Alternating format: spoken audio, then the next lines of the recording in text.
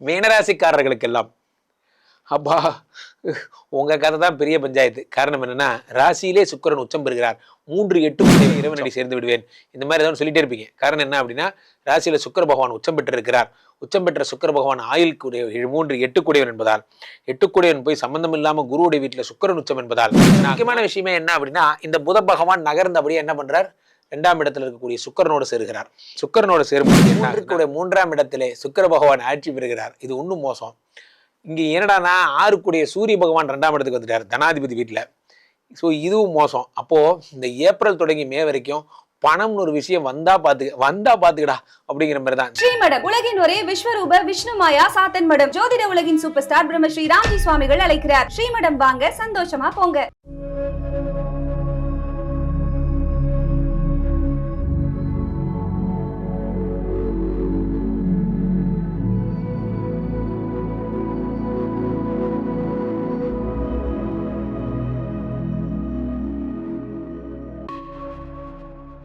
உலகெங்கிலும் இருக்கும் ஆன்மீக பரிகார நேயர்கள் அனைவருக்கும் வணக்கம். நான் உங்கள் ராம்ஜி.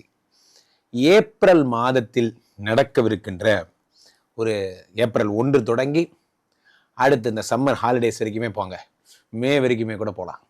ஸோ என்னென்ன கிரக பயிற்சிகள்லாம் ஏற்படுகிறது, பெரிய பெரிய மாற்றங்கள் எல்லாம் ஏற்படுகிறது என்பதை நாம் பார்க்கிறோம். அவ்வகையில் ஒரு வழியாக இப்பொழுதுதான் குரு வக்ர நிவர்த்தியும், சனி பயிற்சி முடிஞ்சது, சுக்கிரன் உச்சம்லாம் முடிஞ்சது, எல்லாம் முடிஞ்சு இப்போ தான் ஒரு செட்டில் டவுன் ஆகிட்டு வருது. அவ்வகையில் இந்த பிறக்க போகின்ற புத்தாண்டு எப்படி இருக்க போகுது, நிறைய பலன்கள்லாம் நம்ம போட்டோம், புத்தாண்டு பலன்கள்லாம் போட்டோம். அதே மாதிரி இந்த புத்தாண்டு அப்படிங்கிறது நமக்கு புதுமைகளை கொண்டு வரப்போகிறதா அல்லது வேறு ஏதாவது பிரச்சனைகள் வரப்போகிறதா அப்படிங்கிறத பார்க்குறோம். முதல் விஷயமாக இந்த ஏப்ரல் மாதத்தில் நிறைய கிரக சஞ்சாரங்கள் இருக்குது. அதில் சுக்கிர பகவான் மேஷத்தில் இருக்கிறார். அதே மாதிரி மேஷத்திலேயே சூரிய பகவான் உச்சம் பெறுகிறார்.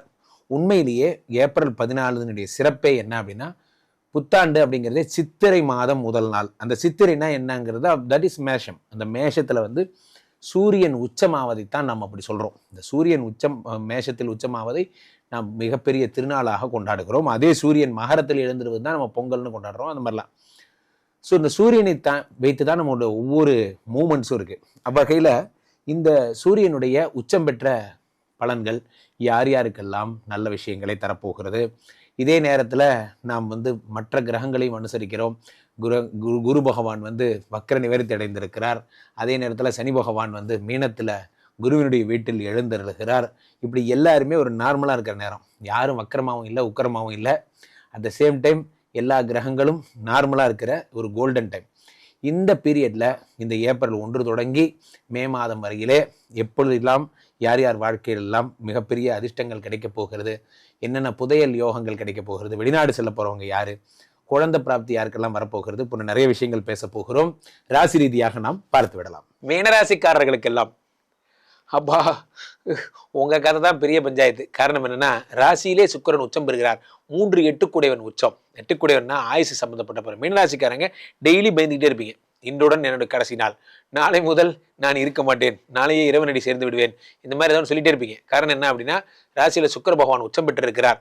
உச்சம் பெற்ற சுக்கிர பகவான் ஆயுள் கூடிய 3-8 கூடியவன் என்பதால், 8 கூடியவன் போய் சம்பந்தம் இல்லாமல் குருவுடைய வீட்டில் சுக்கிரன் உச்சம் என்பதால் என்ன ஆகுதுன்னா, உயிர் சம்பந்தப்பட்ட பயங்களை கொடுத்துக்கிட்டே இருப்பார். சில பேருக்கு இந்த கேன்சர் மாதிரியான விஷயங்கள், சில பேருக்கு உயிர்கொல்லி மாதிரியான விஷயங்கள், அது ஒன்றும் பண்ணாது உங்களை. இருந்தாலும் அதை நினைச்சு நீங்க பயந்துக்கிட்டே இருப்பீங்க. இந்த சுக்கிர பகவான் என்ன பண்றார், 2ஆம் இடத்திற்கு வருகிறார். 2ஆம் இடத்துல இருக்கிறார்.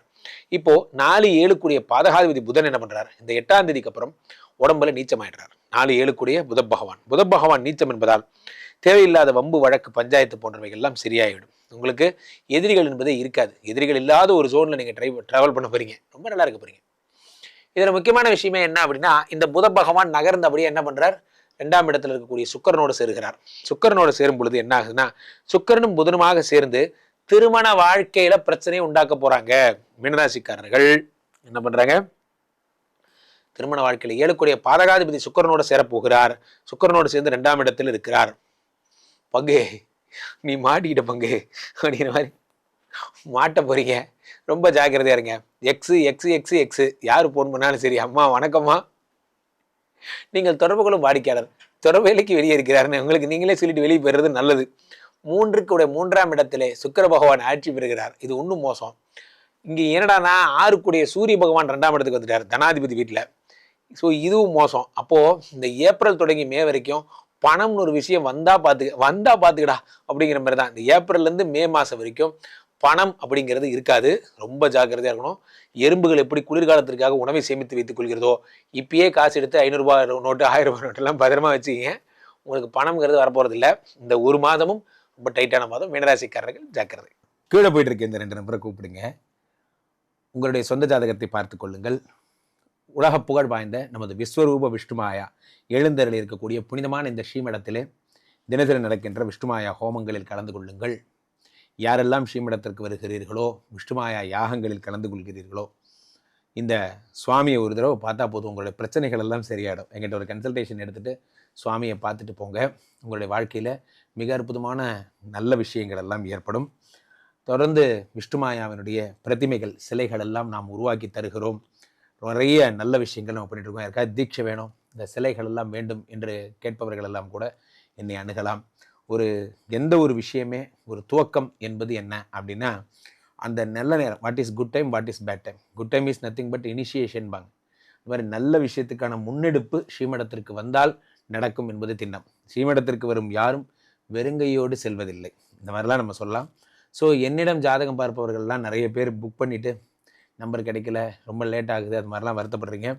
அவர்களுக்கெல்லாம் ஒரு புதிய சிஸ்டம்ஸ் எல்லாம் srimadam.in அப்படின்னு சொல்லிட்டு ஒரு வெப்சைட்லாம் அறிமுகப்படுத்தியிருக்கேன். srimadam.in நினச்சி பாருங்கள்.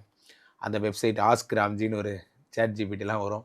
ஸோ அதுகிட்டே நீங்கள் கேட்டு நீங்கள் புக்கிங்ஸ் எல்லாம் கூட நீங்கள் எடுத்துக்கலாம். சிலை வேண்டும் என்பவர்கள் புக் பண்ணிக்கலாம். 48 நாள் ஹோமம் பண்ண சிலைகள், அதை வீட்டில் வைத்து வழிபடலாம். ஸோ கன்சல்டேஷன் ப்ளஸ் இந்த விஷயங்கள் எல்லாம் கிடைக்கின்ற ஒரே இடம் என்னிடம் மட்டும்தான். மீண்டும் ஒரு நல்ல பதிவில் சந்திப்போம். நன்றி, வணக்கம். இங்கே ஸ்தாபிதம் செய்யப்படுகிறார் விஷ்ணுமாயா. அது தமிழ்நாட்டில் இங்கே போரூர் கார்டன் ஃபேஸ் 2ல ஸ்ரீமடத்தில் மட்டும்தான் இருக்கிறது. வேற எங்கேயும் இவருக்கு ஆலயங்கள் கிடையாது. நம்மளுடைய வேலை இல்லை, குழந்தை இல்லை, நமக்குடைய எதிர்காலம் கேள்விக்குறியாக இருக்குது, கள்ள தொடர்பு, ஏமாற்றம், துரோகம் போன்ற பிரச்சனைகளுக்காக ஸ்பெசிஃபிக்காக பண்ணுற ஒரு ஹோமம்.